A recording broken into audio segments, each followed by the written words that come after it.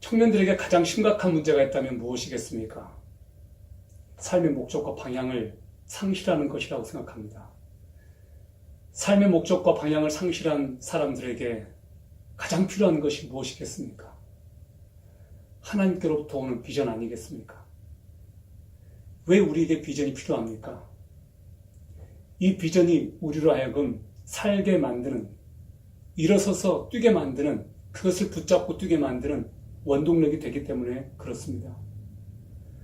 오늘을 사는 우리 크리스찬들에게 가장 심각한 문제가 있다면 무엇일까요?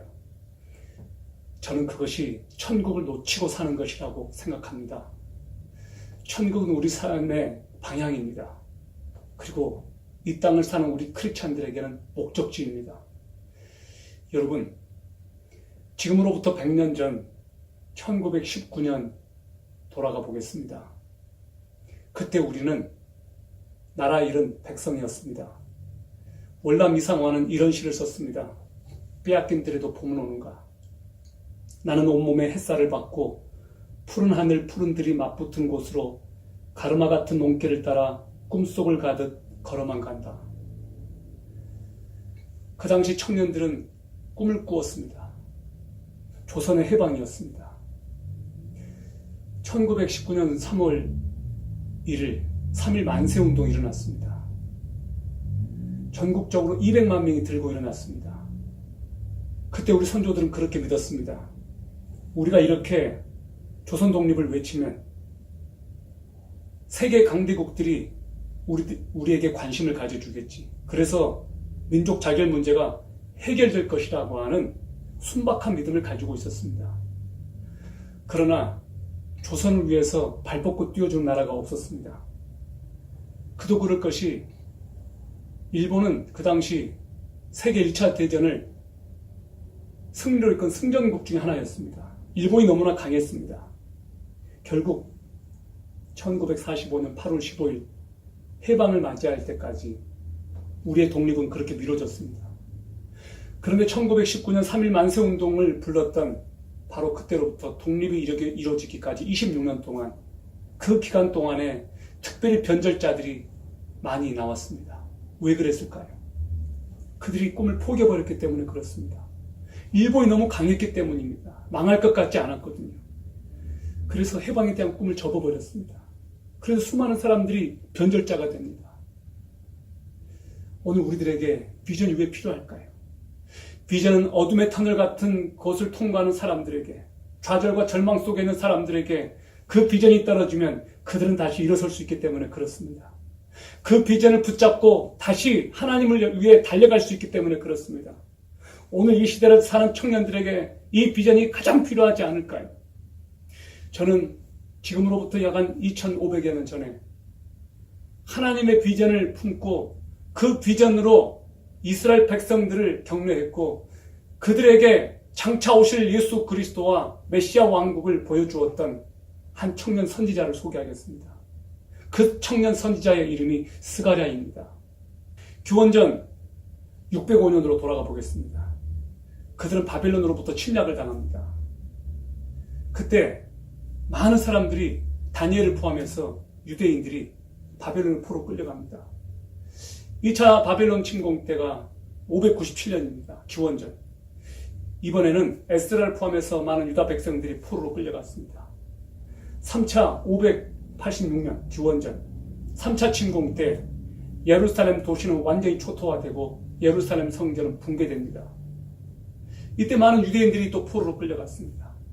그리고 70년 이상을 바벨론 땅에서 시온을 그리워하면서 예루살렘 성전에서 제사를 드렸던 그때를 그리워하면서 그들은 강변에서 그렇게 신음하면서 울었습니다. 그리고 그들에게 꿈에 그리던 기적 같은 소식이 들려왔습니다. 페르시아의 대왕 고레스가 바벨론을 정복하고서 예루살렘 백성들에게 예루살렘으로 다시 돌아가도 좋다고 고레스 칙령을 내립니다. 그래서 그들이 3차에 걸쳐서 귀환하게 됩니다. 1차 귀환이 기원전 537년에 있었습니다. 스룹바벨을 지도자로 5만여 명이 돌아옵니다. 2차 때는 에스라를 중심으로 1000몇백 명이 돌아옵니다. 3차 때는 느헤미야를 중심으로 기원전 444년에 그렇게 돌아옵니다. 예루살렘에 돌아왔던 그들은 망연자실했습니다. 그들이 꿈에 그렸던 그 예루살렘 성전은 완전히 초토화가 되고 예루살렘 도시는 완전히 무너져 있었습니다. 그들은 먹을 것이 없었습니다. 무엇을 어떻게 해야 될지 모르는 그런 상황이었습니다. 바로 이 시기에 필요했던 것이 비전이었습니다. 하나님께서 학개 선지자를 통해서 이스라엘 백성들에게 성전 건축을 독려합니다. 그리고 2개월 후에 하나님께서 스가랴를 부르십니다. 스가랴를 통해서 하나님께서는 이스라엘 백성들에게 환상을 보여주게 하십니다. 바로 그 이야기가 스가랴에 나온 이야기입니다. 스가랴는 전체 14장입니다. 소선지서 중에서는 비교적 긴 장입니다. 스가랴서가 기록된 것이 주전 522년경입니다. 스가랴의 뜻이 무엇일까요? 여호와께서 기억하신다라고 하는 뜻입니다. 스가랴의 주제는 회개하고 하나님의 왕국과 메시아의 오심을 준비하라입니다. 구약 전체에서 이 스가랴서는 이사야 다음으로 메시아에 대한 많은 예언을 포함하고 있습니다. 신약 성경에서 스가랴서를 인용한 부분이 약 70번 정도 되는데 그 중에서 계시록에만도 28번이나 이 스가랴서가 인용됩니다. 스가랴서는 바빌론에서 돌아온 유다 백성들에게 8가지 환상을 보여주면서 회복에 대한 소망을 그들에게 보여줍니다. 스가랴서는 크게 두 부분으로 되어 있습니다. 1장부터 8장까지 그리고 9장부터 14장까지입니다. 1장 1절부터 6절까지를 서론이라고 할 수 있고 1장 7절부터 6장까지는 8가지 환상입니다. 그리고 7장과 8장은 금식에 대한 말씀을 포함하고 있고 9장부터 11장까지는 메시아의 초림에 대해서 말하고 있습니다. 그리고 배척받는 메시아를 보여줍니다. 그리고 12장과 14장에는 장차 오실 재림 예수 그리스도와 메시아 왕국에 대해서 보여줍니다. 그런데 특별히 이 스가랴는 동시대에 사역을 했지만 사역의 대상이 조금 달랐던 것 같습니다. 학개 선지자가 기성세대를 대상으로 성전 건축을 독려했다면 스가랴 선지자는 청년 선지자답게 젊은 세대에게 하나님의 말씀을 더 선포했다고 봅니다. 여기 스가랴 2장 3절 4절을 읽어보겠습니다. 내게 말하는 천사가 나가매 다른 천사가 나와서 그를 맞으며 이르되 너는 달려가서 그 소년에게 고하여 이르기를 예루살렘에 사람이 거하리니 그 가운데 사람과 육축이 많으므로 그것이 성곽 없는 촌락과 같으리라. 자, 여기 4절에 보면 누구에게? 자, 여기 보면 그 소년에게 이르기를 라고 되어 있습니다. 그 소년이 표준세 번역을 보니까 젊은이에게라고 되어 있습니다. 그렇습니다. 그는 젊은 선지자였고 비저너리였습니다. 이스라엘이라고 하는 창문을 통해서 열방과 장차 올 메시아 왕국을 그는 바라보고 있었습니다. 그는 그 가슴 속에 메시아에 대한 소망과 장차 마지막에 이루어질 하나님의 나라를 품고 살았습니다. 우리들에게 비전이 필요합니다. 그 비전이 우리로 하여금 일어서게 만들고 꿈을 꾸게 만들고 우리로 하여금 어떤 상황 가운데서도 견딜 수 있게 만들기 때문에 그렇습니다. 스가랴가 전했던 첫 번째 메시지는 하나님께 돌아오라는 것이었습니다. 여러분 스가랴 1장 3절을 보시기를 바랍니다. 그러므로 너는 우리에게 고하기를 만군의 여호와께서 이처럼 이르시되 너희는 내게로 돌아오라. 나 만군의 여호와의 말이니라. 그리하면 내가 너희에게로 돌아가리라. 나 만군의 여호와의 말이니라. 여기서 가장 중요한 말이 뭐예요? 여호와께 돌아오라는 말입니다. 회복의 열쇠가 뭘까요? 그것은 하나님께 돌아가는 것입니다. 하나님께 돌이키는 것. 우리는 그것을 회개라고 말합니다. 관계 회복의 열쇠는 하나님께 돌아가는 것입니다. 너희가 돌이키면 하나님께서 어떻게 하시겠다고 했습니까? 내가 너희에게 돌아가리라 그랬습니다. 우리가 하나님께 돌아가면 하나님께서도 우리에게 돌아오십니다. 이스라엘 백성들에게 성전은 무엇이었습니까? 그들에게 성전은 정체성입니다. 하나님과의 관계가 회복되는 장소입니다. 그들에게 성전은 절대적으로 필요했습니다. 왜냐하면 그들은 그곳에서 하나님께 제사를 드려야 했기 때문에 그렇습니다. 그들은 그곳에서 하나님께 속죄 예식을 통해서 그들의 죄가 용서받고 하나님과의 관계가 회복되고 새 출발하고 싶었기 때문에 그렇습니다. 그들은 과거 솔로몬 성전의 영광을 보았습니다. 이제 그 영광을 그들은 재현하고 싶어 했습니다. 스가랴가 다음으로 한 메시지는 너희 조상들을 본받지 말라였습니다. 그 이유에 대해서 이렇게 말합니다. 그것이 4절 말씀입니다. 너희 열조를 본받지 말라. 옛적 선지자들이 그들에게 외쳐 가로되 만군의 여호와께서 말씀하시기를 너희가 악한 길, 악한 행실을 떠나서 돌아오라 하셨다 하나 그들이 듣지 않고 내게 귀를 기울이지 아니하였느니라. 나 여호와의 말이니라. 하나님께서 말씀하시기를 너희 조상들을 본받지 말라고 했습니다. 왜냐하면 그들이 하나님의 말씀을 돌이켜서 듣지 않았다고 말하고 있습니다. 이스라엘 백성들이 하나님께 돌아오지 않았습니다. 그들을 완악했습니다. 돌이켜서 하나님의 말을 귀를 기울이지 않았습니다. 이스라엘의 그 실패한 선조들의 역사를 너희들이 답습하지 말라고 지금 말씀하고 있습니다. 여러분, 우리는 역사로부터 흔히 배워야 된다고 말합니다.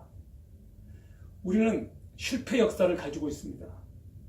구조선, 구한말 시대, 그때 우리는 세계 정세를 제대로 보지 못했습니다. 고종은 러시아 편에 섰습니다. 갈팡질팡했습니다. 결국 조선이 망했습니다. 그 당시 일본은 메이지 유신으로 엄청난 변화를 경험했습니다. 그들은 서구 문물을 받아들였습니다. 결국 우리는 일본에 잡히게 됩니다. 이것이 우리의 슬픈 역사입니다. 우리가 배우지 못할 때 우리는 똑같은 그런 일들을 반복할 수가 있습니다. 하나님께서 스가랴에게 환상을 보여주십니다. 하나님께서 스가랴에게 보여주신 두 번째 메시지는 메시아 왕국에 대한 환상입니다. 그리고 장차 오실 예수 그리스도에 대한 비전입니다. 하나님께서 스가랴에게 보여주셨던 8개의 환상 가운데 몇 가지만 나누겠습니다. 첫 번째 환상은 붉은 말 탄 자 환상입니다. 그리고 그 뒤를 이어서 또 새 말을 탄 자들이 등장합니다. 다 주의 사자들로 나옵니다. 온 땅을 감찰하는 이들은 말을 이용해서 전역에서 펼쳐지는 모든 사건 사고들을 보고하는 그 역할을 맡았습니다. 여러분, 이것이 무엇을 의미할까요? 여호와께서 이 세상의 통치자로서 모든 상황들을 주의 사자들을 통하여 보고를 받고 역사의 주관자가 되셔서 다스리신다고 하는 것을 보여주려고 하신 것입니다. 여러분, 그 당시 페르시아 제국이 아무리 강하다 할지라도, 아무리 명성을 떨치고 있다 할지라도 열방의 통치자는 바로 하나님이시라는 것을 하나님께서는 스가랴를 통해서 이스라엘 백성들에게 깨우쳐 주기를 원하셨던 것입니다. 여러분, 1장 16절을 보시기 바랍니다. 그러므로 여호와가 이처럼 말하노라. 내가 불쌍히 여김으로 예루살렘에 돌아왔은즉 내 집이 그 가운데 건축되린 예루살렘 위에 먹줄이 쳐지리라. 만군의 여호와의 말이니라. 여러분, 하나님께서 말씀하시기를 예루살렘에 돌아왔은즉 이제 내 집이 그 가운데 건축될 것이다. 그리고 먹줄이 나옵니다. 먹줄이 쳐지리라. 먹줄이 쳐진다는 것은 이제 공사 건축이 본격적으로 시작됐다는 것을 말합니다. 이제 그들이 보았던 비전은 와, 이제 예루살렘 성전이 건축되는구나. 예루살렘 도시가 사람들로 풍부하게 가득 차게 되겠구나. 이 환상을 보았던 그들은 이제 드디어 움직이기 시작합니다. 이제 그들은 바빠지기 시작합니다. 환상의 효과가 바로 이것입니다. 분명한 비전이 보여졌을 때 그들은 무릎을 이렇게 세우고 손을 걷어붙이고 일하기 시작한다는 것입니다. 이제 하나님께서 그들 가운데 새 일을 시작하시는데 그것이 비전으로부터 시작됐다는 것입니다. 두 번째 환상은 내 뿔들과 내 대장장이 환상입니다. 여러분, 뿔이 말하는 것은 무엇일까요? 권력을 말하는 것 아니겠습니까? 권력을 상징합니다. 이스라엘을 흩뜨린 흑암의 세력들, 또 이스라엘에게 우상 숭배를 가져왔던 그 나라들, 그리고 이스라엘을 괴롭혔던 나라들, 그 당시 아시리아, 바벨론, 메데, 페르시아, 바로 이런 제국들로 학자들은 보고 있습니다. 그들은 내 대장장이가 그들을 두렵게 할 것이라고 했습니다. 대장장이가 하는 일은 무엇일까요? 뿔을 불 속에 넣어서 그 뿔을 망치로 치는 것입니다. 대장장이는 성전 건축을 방해하는 그 세력들과 제국들을 심판하는 하나님의 사자들을 의미합니다. 여러분, 그런데 지금도 그 흑암의 세력들이 하나님의 교회와 저와 여러분들을 계속해서 공격하고 있다는 사실을 아십니까? 저희 교회 한 자매 이야기를 여러분하고 나누고 싶습니다. 예수님을 영접한 지 1년 반 된 이 자매가 매일같이 새벽 기도를 나오면서 하나님께 그렇게 기도하는 자매가 있습니다. 이 자매가 어느 날 성령의 음성을 들었습니다. 그것은 복음을 전하는 것이었습니다. 매일 아침에 30분 동안 교회 앞에서 전도지를 나눠주면서 상냥한 웃음을 띠면서 그렇게 복음을 전하고 있습니다. 어느 날이었습니다. 어떤 여자가 이 자매 앞에 딱 섰습니다. 그리고 이렇게 말하는 겁니다. 너 왜 이렇게 나를 괴롭히니? 나 너 때문에 너무 힘들어. 너 왜 이렇게 나를 괴롭히니? 그리고 여기서 당장 떠났으면 좋겠어. 너 때문에 내가 너무 힘들어. 바로 이런 내용이었습니다. 순간적으로 이 자매가 느낀 것은 귀신 들린 여자구나 라고 생각하고 사탄아 물러가라 라고 그렇게 말했습니다. 물론 그 즉시 그 사람은 그 여자는 떠나갔습니다. 이 일을 계기로 이 자매는 자신이 영적 전쟁의 한가운데 있다는 것을 알게 되었습니다. 그리고 마귀가 정말로 이 전도하는 것을 싫어한다는 것을 알았기 때문에 이 자매는 더욱 확신을 가지고 전도하는 것을 더 담대하게 그렇게 하게 되었습니다. 또 이 자매가 깨달은 것은 하나님께서 교회를 공격하고 있고 당신의 백성들을 향해서 끊임없이 공격한다는 것을 이 자매가 깨달았습니다. 여러분, 그렇습니다. 하나님의 교회와 하나님의 백성들은 끊임없이 마귀로부터 공격을 받습니다. 그러나 하나님의 나라는 결코 마귀의 공격에도 흔들리지 않습니다. 당신의 백성들이 하나님께서는 이 놀라운 영적 전쟁에서 이미 승리하였고 앞으로도 승리할 것을 우리 주님께서는 알고 계십니다. 예수님께서는 우리들에게 말씀하셨습니다. 담대하라. 내가 세상을 이겨노라 라고 말씀하셨습니다. 사랑하는 여러분, 저와 여러분은 이 영적 전쟁의 한 복판에 있습니다. 우리는 총사령관 대신 예수 그리스도를 우리 주인으로 모시고 있습니다. 예수 그리스도와 함께 있을 때 우리는 안전하고 든든합니다. 그리고 우리는 이 싸움에서 이미 이겼습니다. 결코 이 싸움에서 멈추지 마십시오. 우리는 이미 승리자로 부름받았고 결코 이 싸움에서 질 수가 없습니다. 오늘 하나님께서 당신의 백성들에게 이 환상을 보여주신 이유가 무엇입니까? 이 환상을 통해서 악의 세력들이 그렇게 공격해 오지만 결코 악의 세력은 하나님의 왕국과 하나님의 백성들을 이길 수가 없다는 것입니다. 잠시 당신의 백성들이 넘어진다 할지라도 그들은 다시 일어섭니다. 하나님께서 그들을 일으키시기 때문에 그렇습니다. 이제 네 번째 환상을 나누겠습니다. 네 번째 환상은 하나님께서 여호수아의 더러운 옷을 아름다운 옷으로 갈아입혀 주시는 환상입니다. 스가랴 3장 2절을 보겠습니다. 사단에게 이르시되 사단아 여호와가 너를 책망하노라. 예루살렘을 택한 여호와가 너를 책망하노라. 이는 불에서 꺼낸 그슬린 나무가 아니냐 하실 때 하나님께서 사단을 책망하십니다. 그리고 이스라엘 백성들을 향하여 이렇게 말씀하십니다. 이는 불에서 꺼낸 그슬린 나무가 아니냐.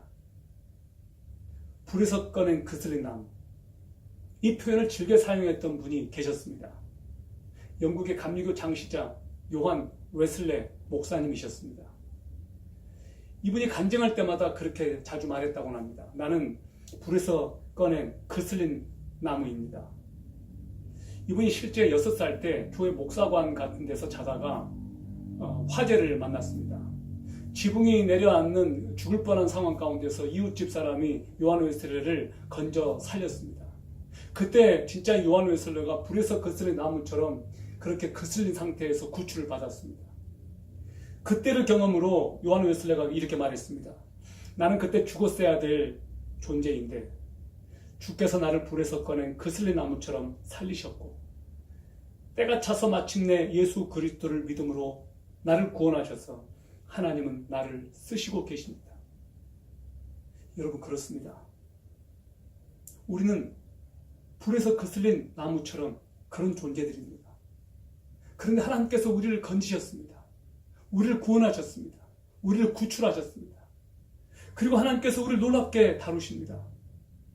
사탄은 계속해서 우리를 참소하죠. 어떻게 참소합니까? 그럼에도 불구하고 하나님께서는 우리를 변호해 주십니다. 여기 3절 4절을 같이 보겠습니다. 여호수아가 더러운 옷을 입고 천사 앞에 서 있는지라 여호와께서 자기 앞에 선 자들에게 명령하사 그 더러운 옷을 벗기라 하시고 또 여호수아에게 이르시되 내가 내 죄악을 제거하여 버렸으니 내게 아름다운 옷을 입히리라 하시기로. 여호수아가 무슨 옷을 입고 있었다고 했습니까? 더러운 옷. 그것이 바로 여러분과 저의 모습 아니겠습니까? 사람들은 자신이 거슬린 사람인 줄 잘 몰라요. 하나님께서 우리 자신의 추한 모습을 보여주기 전까지 우리는 우리가 다 괜찮은 사람이라고 생각합니다. 도덕적으로 문제 없다고 생각합니다. 그러나 사실은 우리가 다 더러운 옷 입은 자들입니다. 그런데 하나님께서 선언하십니다. 뭐라고 선언하십니까?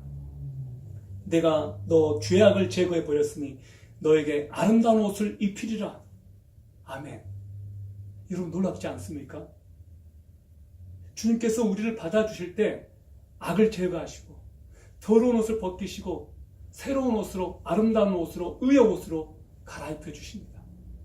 하나님께서 우리를 받아주셨고 깨끗해 하셨습니다. 깨끗해 하셨습니다. 요한일서 1장 7절은 이렇게 기록합니다. 그 아들 예수의 피가 너희를 모든 죄에서 깨끗해 하실 것이요. 아멘. 그렇습니다. 예수 그리스도의 피가 우리를 깨끗해 합니다. 우리의 모든 더럽고 추한 죄로부터 우리를 완전히 용서해 주시고 깨끗해 하십니다. 그 예수 그리스도의 피를 힘입어 우리가 죄 용서를 받고 하나님의 자녀가 되고 천국 백성이 될 수 있었습니다. 오늘 여러분 가운데 나는 너무나 더러워, 너무나 추해, 이런 사람이 혹시 있다면 오늘 예수 그리스도의 피를 의지하십시오. 그 피를 힘입어 주님 앞에 담대하게 나아가십시오. 여기 대제사장은 여호수아입니다. 하나님께서 그에게 관을 씌워주십니다. 그리고 소명을 주십니다. 이 제사장이 누굽니까? 신약시대 제사장은 누구입니까? 베드로전서 2장 8절은 왕같은 제사장, 택하신 족속, 거룩한 나라, 그의 소유된 백성이 바로 여러분과 저라고 말하고 있습니다. 우리는 예수 그리스도의 핏부림과 십자가상에서 달려 죽으시고 부활하신 그 은혜에 힘입어서 우리는 담대하게 예수 그리스도 앞에, 하나님 앞에 예수 그리스도의 이름을 힘입어 직접 나아갈 수 있게 되었습니다. 이제 저와 여러분 모두가 제사장이 된 것입니다. 여러분, 이것이 얼마나 큰 특권입니까? 오늘 이스라엘 백성들이 하나님 앞에서 제사장 신분을 회복했는데도 불구하고 그들은 아직도 이것을 깨닫지 못하고 여전히 메시아를 기다리고 있다는 것은 얼마나 가슴 아픈 일입니까? 이제 5번째 환상입니다. 5번째 환상은 금초대와 두 감람나무 환상입니다. 가장 유명한 말씀입니다. 스가랴 전체에서. 스가랴 4장 6절 7절을 읽겠습니다. 여호와께서 말씀하시되 이는 힘으로 되지 아니하며 능으로 되지 아니하고 오직 나의 신으로 되느니라. 큰 산아 내가 무엇이냐? 내가 스룹바벨 앞에서 평지가 되리라. 그가 머릿돌을 내놓을 때에 무리가 외치기를 은총이 그에게 있을지어다 하니라. 스가랴가 환상을 보았습니다. 그것은 순금 등대가 7 등잔을 받치고 있는 환상이었습니다. 등대 꼭대기에 주발이 있고 주발 양편에 있는 두 감람나무에서 기름이 흘러나와 주발을 채웁니다. 그 기름이 7 관을 통해서 등잔의 불을 밝힙니다. 순금 등대는 무엇을 의미할까요? 교회를 의미합니다. 여기 나오는 두 감람나무는 누구를 말할까요? 기름 부어 세운 지도자 스룹바벨과 여호수아입니다. 하나님께서는 말씀하시기를 바로 그들에게 힘으로도 능으로도 되지 아니하고 오직 나의 신으로 되느니라 라고 이렇게 말씀을 하십니다. 그렇습니다. 하나님의 일은, 하나님의 성전은 사람의 능력과 어떤 힘으로도 결코 이루어질 수 없고 하나님의 성령으로만 가능한 일이라고 말씀하고 있습니다. 오늘 주님께서는 말씀하시기를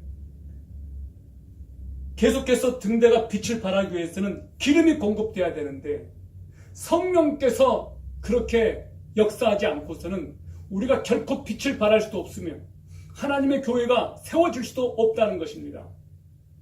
저와 여러분에게 지금 가장 필요한 것이 무엇일까요? 우리들에게 지금 가장 절실한 것이 무엇일까요? 그것은 성령님의 능력 아닙니까?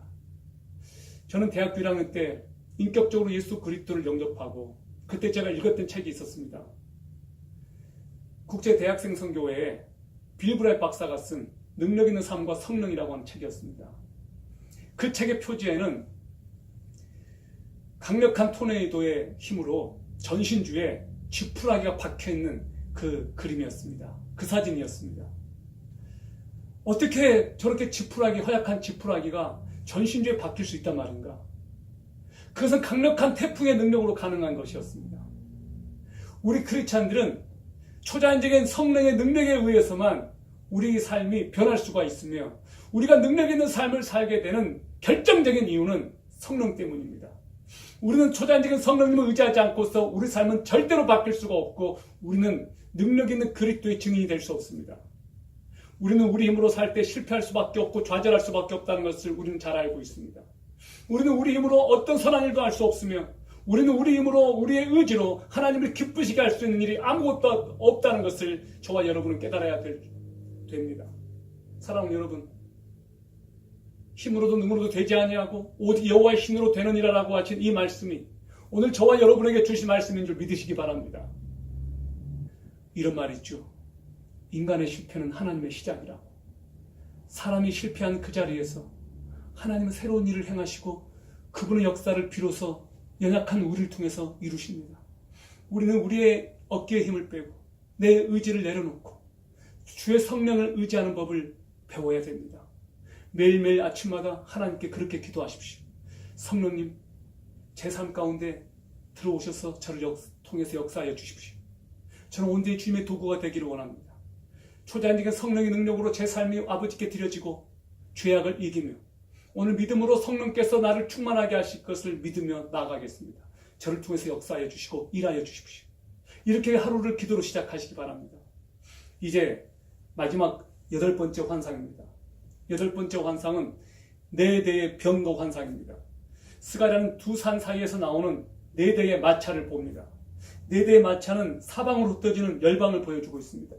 그리고 하나님께서는 마침내 열방을 심판하시고 메시아가 오시는 하나님 나라의 완성을 보여주고 있습니다.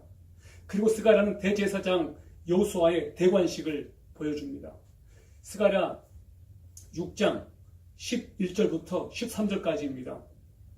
은과 금을 받아 면류관을 만들어 여호사닥의 아들 대제사장 여호수아의 머리에 씌우고 말하여 이르기를 만군의 여호와께서 이같이 말씀하시되 보라 싹이라 이름하는 사람이 자기 곳에서 돋아나서 여호와의 전을 건축하리라. 그가 여호와의 전을 건축하고 영광도 얻고 그 자리에 앉아서 다스릴 것이요 또 제사장이 자기 자리에 앉으리니 이 둘 사이에 평화의 의논이 있으리라 하셨다 하고, 여러분, 대제사장 여호수아가 대관식 면류관을 받는 대관식 장면입니다. 이것은 상징적인 장면입니다. 여호수아는 직업이 뭡니까? 제사장입니다. 그런데 그에게 관을 씌워줍니다. 은이나 금으로 만든 왕관, 면류관을 만들어서 씌워줍니다. 그가 여호와의 전을 건축하고 영광도 얻고 그 위에 앉아서 다스릴 것이요 또 제사장이 자기 위에 있으리니 이 두 사이에 평화의 의논이 있을 것이라고 말씀하셨습니다. 제사장이 왕이 되었다. 두 사람이 한 사람처럼 되었다. 제사장이 면류관을 썼다. 이 표현들은 종교 지도자인 여호수아와 정치 지도자 스룹바벨이 하나가 되어서 제 성전을 건축하는 일을 완성할 것이다. 그리고 이것은 동시에 예수 그리스도의 기름 부음 받은 사역, 바로 그리스도의 사역을 말하는 것이다. 우리는 기름 부음 받은 자, 그리스도의 의미가 anointed one, the anointed one, 기름 부음 받은 자라고 하는 뜻을 알고 있습니다. 그렇습니다. 구약시대 때 왕과 제사장과 선지자는 기름을 부어서 세워졌습니다. 이제 스룹바벨과 여호수아가 서로 하나가 되어서 왕으로 오시는 선지자이면서 제사장인 예수 그리스도를 예피하는 그 그림으로 둘이 연합하여 평화로움을 보여주고 있습니다. 이것은 장차 오실 예수 그리스도의 놀라운 사역과 메시아 왕국의 주인으로 오시는 등극하시는 하나님의 기름 부음 받은 자로 이 땅에 오셔서 왕이 되실 예수 그리스도의 대관식을 상징적으로 우리들에게 보여주고 있습니다. 15절을 여러분이 보시기를 바랍니다. 먼데 사람들이 와서 여호와의 전을 건축하려니 만군의 여호와께서 나를 너희에게 보내신 줄을 너희가 알리라. 너희가 만일 너희의 하나님 여호와의 말씀을 들을진대 이같이 되리라. 먼데 사람들, 누구를 말하는 거죠? 바로 이방인들입니다. 여러분, 이것은 신약시대 때 예수 그리스도를 통해서 하나님의 백성이 된 오고 오는 세대의 수많은 이방인들의 무리들이 예수 그리스도 앞에 나와서 그들이 하나님의 전 앞에 나오는 모습, 그들이 교회가 되어져 가는 그 모습을 보여주고 있습니다. 이것이야말로 영광스러운 그림이 아닐까요? 전에 이방인이었던 우리가 하나님의 은혜로 예수 그리스도를 통해서 구원을 받게 되고 마지막 날에 하나님 앞에 나아가는 이 놀라운 모습, 그리고 우리가 성전이 되었습니다. 바로 그것을 보여주는 것입니다. 이제 9장부터 11장까지는 하나님께서 메시아를 보내시는데 메시아가 배척을 받을 것이고 메시아가 겸손하여서 나귀 새끼를 타고 오실 것이라고 하는 그 예언을 말씀하셨습니다. 바로 그것이 스가랴 9장 9절입니다. 보라, 내 왕이 내게 임하시나니 그는 공의로우시며 구원을 베푸시며 겸손하여서 나귀를 타시나니 나귀의 작은 것 곧 나귀 새끼니라. 그렇습니다. 예수 그리스도께서는 겸손한 모습으로 나귀 새끼를 타고 예루살렘에 입성하셨습니다. 그래서 스가랴의 예언을 성취하셨습니다. 이제 스가랴 14장에는 가장 영광스러운 클라이막스, 놀라운 예언의 말씀이 기록되어 있습니다. 14장 3절 4절을 보겠습니다. 그때 여호와께서 나가사 그 열국을 치시되 이 왕 전쟁 날에 싸운 것 같이 하시리라. 그날에 그의 발이 예루살렘 앞 곧 동편 감람산에 서실 것이요. 예수 그리스도께서 오실 때 그 장소가 감람산이 될 것이라고 말씀하고 있습니다. 사도행전을 보면 예수님이 하늘로 승천하신 후에 천사들이 사도들에게 갈릴리 사람들아 어찌하여 서서 하늘을 쳐다보느냐, 너희 가운데서 하늘로 올라가신 이는, 이 예수는 하늘로 가심을 본 그대로 오시리라 하였느니라 라고 선포했습니다. 그 말씀 그대로 예수 그리스도께서는 문자적으로 예루살렘의 감람산으로 오신다는 것입니다. 그날의 감람산에는 지진이 일어날 것이라고 또 스가랴서는 예언하고 있습니다. 땅의 모든 사람들이 통곡하고 구름을 타고 능력과 큰 영광으로 오는 그리스도를 보게 될 것입니다. 메시아가 오시면 먼저 그분의 백성들의 죄를 사하시고 그들의 행실을 고치시고 믿지 않은 유대인들과 믿지 않는 수많은 사람들은 심판을 받으나 하나님을 믿는 자들은 연단하시고 보존하실 것입니다. 그러므로 여호와의 날은 심판과 긍휼의 날입니다. 어떤 사람들에게 그날은 심판의 날이지만 하나님의 백성들에게는 긍휼과 은혜의 날이 될 것입니다. 오늘 주의 백성들을 하나님께서는 정결하게 하시고 그들을 보호하시고 그들을 구속하신다고 성경은 말합니다. 여러분, 저는 오늘 이제 스가랴의 말씀을 맺겠습니다. 우리에게 환상이 필요합니다. 하나님께서는 좌절과 절망 가운데 있는 이스라엘 백성들에게 스가랴를 통해서 환상을 보여주셨습니다. 먼 미래에 일어날 그 환상을 보여주시면서 그들이 장차 올 메시아를 준비하게 하기 위해서였습니다. 메시아 왕국을 기다리게 하기 위해서였습니다. 우리들에게도 환상과 비전이 필요합니다. 이 비전이 여러분에게 필요합니다. 우리가 이 비전을 붙잡기를 바랍니다. 환상은 하나님께서 보여주셔야 됩니다. 우리가 보고 싶다고 해서 보여지는 것이 아니고 우리가 꿈을 꾸고 싶다고 해서 꿈이 꿔지는 것이 아니라 환상은 하나님께서 보여주시는 하나님의 주권입니다. 우리들에게는 비전이 필요합니다. 이 비전은 삶이 어둡고 고통스러울수록 더 필요합니다. 방향 감각을 상실하고 목적을 상실한 사람들에게 더더군다나 이 비전은 필요합니다.